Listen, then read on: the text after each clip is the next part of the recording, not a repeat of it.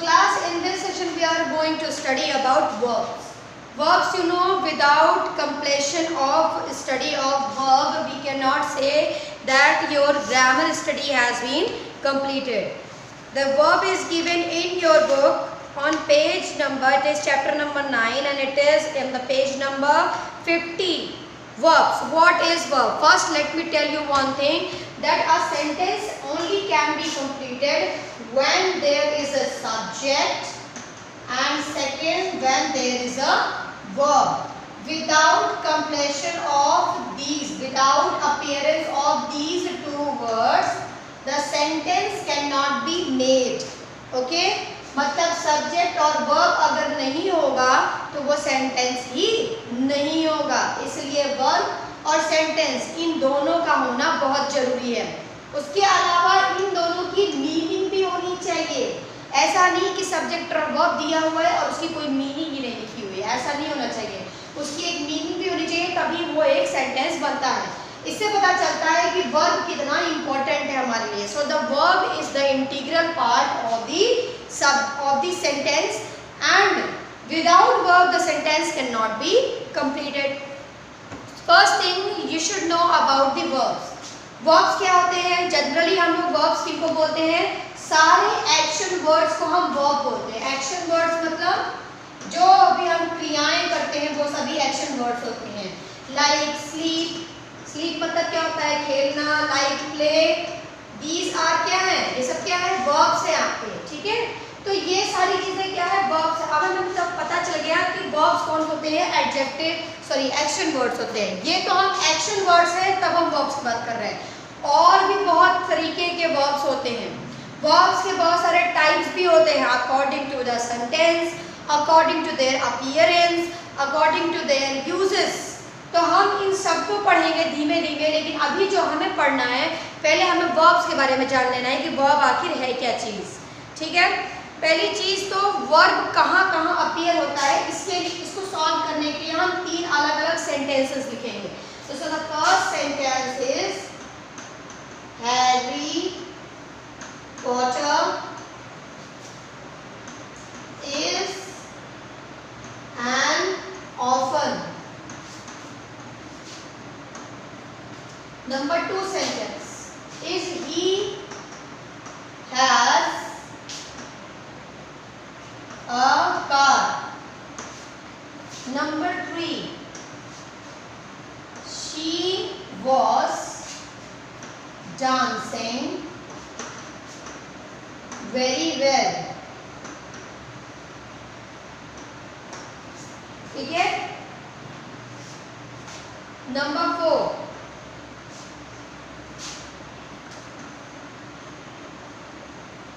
Radha was called by teacher. One more sentence I am going to write. Raja sang a song. अब हम क्या करेंगे? इन सभी sentences में वर्ब्स ढूंढेंगे. पहले सेंटेंस में हैरी पॉटर क्या है? आपका सब्जेक्ट है. इज दिया हुआ है, एंड ऑर्फन दिया हुआ है. क्या इसमें कोई एक्शन वर्ड है? क्लास टेल मी, क्या इस सेंटेंस में कोई एक्शन वर्ड है? नहीं है. तो क्या ये सेंटेंस में वर्ब है ही नहीं? क्या इस सेंटेंस में वर्ब है ही नहीं? है. इसमें वर्ब है. मैंने क्यों बताया ये चीज? क्योंकि सेंटेंस विदाउट वर्ब कंप्लीट हो ही नहीं सकता. तो पहला चीज क्या हमें पता चला कि हैरी पॉटर इज में जो आपका इज है वो आपका क्या है? वर्ब है. वर्ब क्या होता है? वो आपके सिर्फ और सिर्फ एक्शन को ही नहीं बताता, वो आपके स्टेटस को भी बताता है और आपके पोजीशन को भी बताता है. तो हमें कैसे भी पता चलेगा कि बताते हुए मैं तुम लोगों को धीमे धीमे. पहली चीज तो यहाँ हमें क्या पता चल गया? इसके स्टेटस के बारे में. किसके बारे में पता चला? स्टेटस. अब कहोगे मैम स्टेटस क्या होता है? अरे भाई वो व्हाट्सएप वाला स्टेटस नहीं है ये कि कुछ भी लगा दिया, उसमें तुम लोग दुनिया भर के गाने लगा देते हो. देखती हूँ सबके स्टेटस, अच्छे अच्छे गाने लगाते हैं, कुछ लोग डिफरेंट टाइप के वीडियोस डाल देते हैं अपने स्टेटस में। स्टेटस में ऐसी कोई चीज़ें नहीं डालनी चाहिए, पता नहीं तुम लोग व्हाट्सएप स्टेटस में क्या क्या डाल देते हो। खैर फिर भी उस बारे में बात करेंगे बाद में, this is not our point to talk. So class पहले तुम लोग मेरी बात ध्यान से सुनो, otherwise you won't be able to understand verb. आप लोग हाई लेवल का वर्ब पढ़ने जा रहे हो, क्लास 2 और 3 वाला पढ़ने नहीं जा रहे हो, आया समझ में? So Harry Potter is an orphan, इसमें हमें क्या पता चला? हैरी पॉटर के बारे में पता चला। हमें ये पता चल गया कि हैरी पॉटर क्या है, एक अनाथ है, इज एन ऑर्फन। तो हमें किससे पता चला? ये इससे पता चला कि है, था या होगा, ये हमें किससे पता चला? इस वर्ड से पता चला। तो पहली चीज तो हमें वर्ब से क्या पता चल गया? उसका टेंस का पता चल गया कि वो किस काल की बात कर रहा है, या अभी की बात कर रहा है, इसके स्टेटस की बात हो रही है। यहाँ पर किसकी बात हो रही है? स्टेटस की। जैसे मैं कहूँ आई एम अ टीचर, तो एम वर्ड से क्या पता चला? आई और टीचर के बीच में संबंध पता चला कि मैं क्या हूँ? टीचर हूँ, तो ये मेरे बारे में ही बात हो रही है। तो एम वर्ड क्या है? आपका स्टेटस बता रहा है। तो यहाँ पर वर्ब क्या बता रहा है? हमको स्टेटस बता रहा है। दूसरा, ही हैज अ कार, यहाँ क्या पता चल रहा है? कि इस व्यक्ति के पास कार है, इस व्यक्ति के पास कार है। तो किसके पास कार है? इस सब्जेक्ट के पास, ही के पास कार है, और ये इसकी संपत्ति का गुणगान कर रहा है, मतलब संपत्ति के बारे में बता रहा है। कैसे पता चला? इस वर्ड से पता चला। और ये वर्ड क्या है? हैज है। हैज का मतलब कोई चीज किसी चीज के पास हो, या कोई व्यक्ति किसी चीज का मालिक हो। जैसे मैं कहूँ आई हैव अ हाउस, मतलब मैं एक हाउस की मालकिन हूँ। तो यहाँ पर क्या है? मेरे पोजेशन की बात हो रही है। किसकी बात हो रही है? मेरे संपत्ति की बात हो रही है, मेरे पोजेशन की बात हो रही है। तो हम यहाँ पर किसके बारे में पता चल गया? हमको पोजेशन के बारे में पता चल गया। पोजेशन मतलब संपत्ति, ठीक। नेक्स्ट अब सेंटेंस क्या है? She was dancing very well, was dancing दिया हुआ है, मतलब वो। अब यहाँ पर क्या है? डांसिंग एक एक्शन वर्ड है, यहाँ ये लड़की डांस कर रही है। और वॉज से क्या पता चला? इसके टेंस के बारे में पता चला कि ये कब हुआ था, टाइम के बारे में पता चल गया। तो वॉज टाइम बता रहा है, और डांसिंग क्या बता रहा है? उसका काम बता रहा है कि वो कर क्या रही है। तो ये दोनों ही क्या है? आपके वर्ब हो गए। यहाँ पर क्या पता चला? वर्ब का कौन सा काम पता चला? कि वो हमें टेंस भी बताता है, और दूसरा हमें क्या बताता है? एक्शन भी बताता है, ठीक है। नेक्स्ट क्या है? Radha was called by teacher. तो यहाँ पर क्या पता चल रहा है? वॉज कॉल्ड मतलब क्या हो रहा है? किसी व्यक्ति के साथ कुछ हो रहा है। यहाँ पर राधा नहीं बोलने जा रही है, बल्कि राधा को बुलाया जा रहा है। तो इसका मतलब हमें ऑब्जेक्ट के काम के बारे में भी पता चल गया। तो यहाँ पर काम करने वाला कौन है बच्चों? टीचर है। कौन है? क्योंकि कॉल किसने किया है? टीचर ने। और कॉल गई किसको है? राधा को। तो इस सेंटेंस में ऑब्जेक्ट राधा है और सब्जेक्ट टीचर है आपका। टीचर सब्जेक्ट है, इसलिए यहाँ पर डूअर कौन है? आपका टीचर है। तो यहाँ पर ऑब्जेक्ट क्या काम कर रहा है, ये किससे पता चल रहा है? वर्ब से पता चल रहा है। और कब कर रहा है ये भी पता चल रहा है वर्ब से, ठीक है। अगला है आपका राजू सैंग अ सॉन्ग। इस सेंटेंस में भी हमें क्या पता चल रहा है? एक्शन पता चल रहा है। तो इस तरीके से आपने सारे सेंटेंसेस में वर्ब के अपीयरेंस को देखा। ऐसा इसमें कोई भी सेंटेंस नहीं था जिसमें वर्ब ना हो। तो अब हमें क्या पता चला वर्ब के बारे में? हमें तो ये 4 चीजें पता चली वर्ब के बारे में।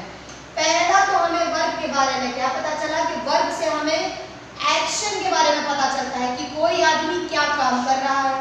दूसरा हमें किसके बारे में पता चलता है? इसके टेंस के बारे में कि वो काम कब कर रहा है या वो काम कब हुआ, ठीक है। तीसरा हमें क्या पता चलता है? तीसरा हमें उसके बारे में पता चलता है कि वो व्यक्ति का स्टेटस क्या है। वो टीचर है, वो गरीब है, वो अमीर है, और वो कब अमीर है, कब अमीर था, वो कब छोटा है, कब बड़ा। जैसे मैं बोलूँ आई एम अ चाइल्ड, मैं एक बच्चा हूँ, तो ये भी मेरा क्या है? स्टेटस है।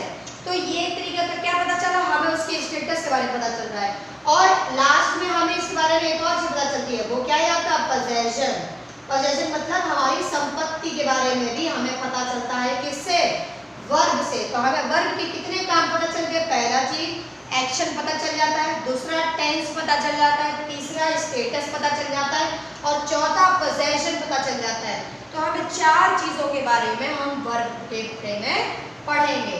अब नेक्स्ट पॉइंट, जो कि आपने 4 चीज़ें पता कर ली, अब तो हमें वर्ब को डिफाइन करने में कोई भी कठिनाई नहीं होनी चाहिए।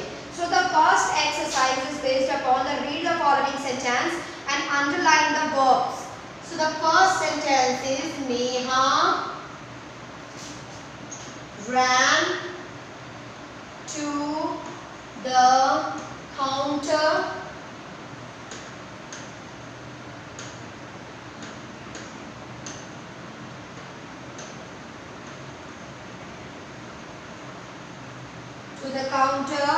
and bought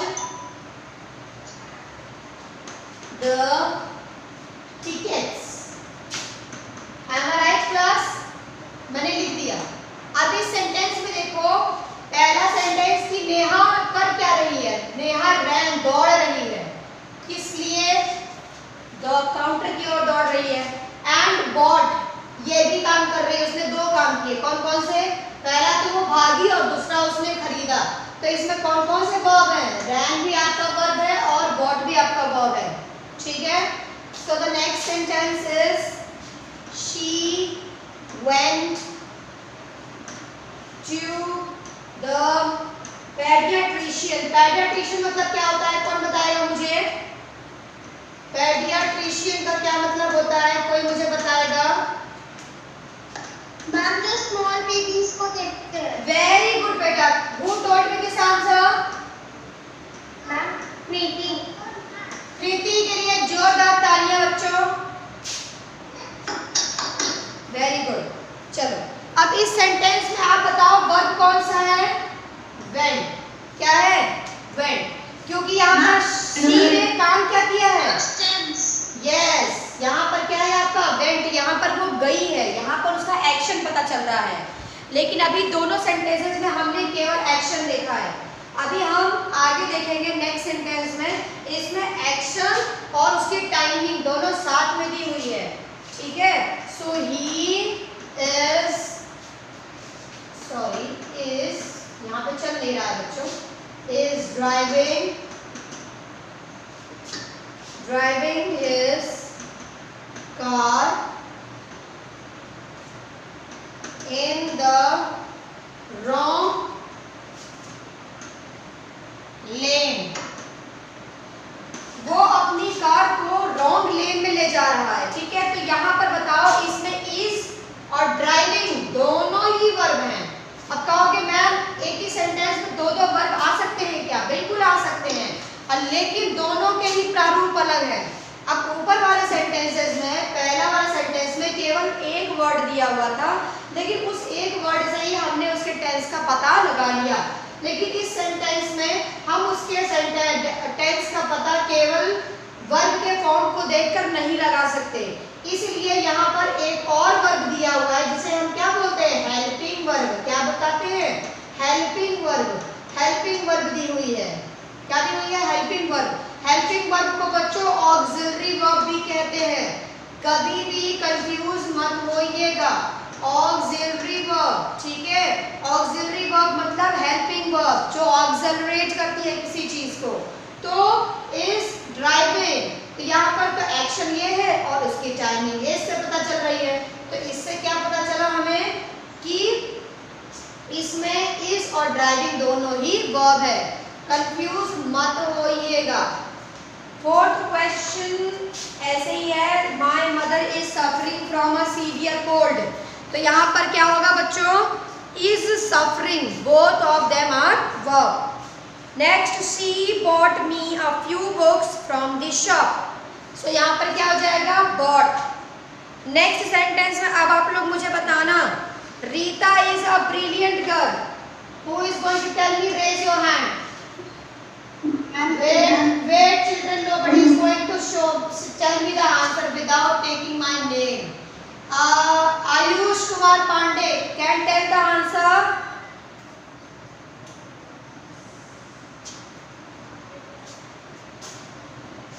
Okay class, listen to me.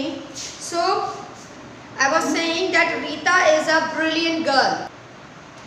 Okay, so what I was saying that Rita is a brilliant girl. इसमें जो इज वर्ड है वो रीता के स्टेटस के बारे में बता रहा है, तो यहाँ पर इज आपका क्या हो जाएगा, वर्ब हो जाएगा। Next, the Indian cricket team is playing against Australia today. तो यहाँ पर इज और प्लेइंग दोनों ही आपके क्या हो जाएंगे, वर्ब हो जाएंगे। ठीक है। Stephen Hawking has a sharp mind. अब यहाँ पे हैज लिखा हुआ है, इससे क्या पता चलता है कि स्टीफन हॉकिंग के पास क्या था, बहुत ही शार्प माइंड था, मतलब है, sorry, now he is no more. So Stephen Hawking जो है इसमें हैज लगा हुआ है, तो जो हैज वर्ड है ये आपका क्या है, पोजेशन है, मतलब यहाँ पर इसके बारे में बता रहा है कि वो उसका मालिक है, मतलब एक शार्प माइंड उसके पास है, वो उस चीज़ का मालिक है, तो यहाँ पर हैज क्या है, आपका वर्ब है। सो this has been completed and tomorrow we'll study about object of a verb and the kinds of the verb. Thank you class.